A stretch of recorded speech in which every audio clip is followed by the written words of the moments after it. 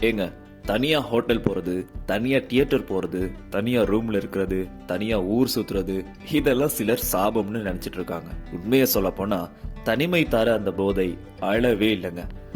ஒவ்வொருத்தருக்கும் ஒவ்வொரு மாதிரி, இட்ஸ் டிபெண்ட்ஸ். ஆனா தனிமையை விரும்புற அந்த கொஞ்சம் பேருக்கு அது நல்லாவே புரியும். எனக்கு யாருமே வேணாம், எனக்கு நான் மட்டும் போதும்னு என்னைக்கும் நினைச்சதே கிடையாது. நான் மட்டும் இந்த லைஃப்ல கடைசி வரைக்கும் வாழ போறேன்னு ஆசைப்படல. லைஃப்ல இதுக்கு முன்னாடி யாரும் காயப்படுத்தல, இருந்தும் இந்த தனிமை ஒரு இனிமை. பிடிச்சிருக்கு, ரொம்ப பிடிச்சிருக்கு. மனசு அதை தான் விரும்புது. இன்ஃபேக்ட் ஒரு வித்தியாசமான பவரை ஃபீல் பண்ண வைக்குதுங்க.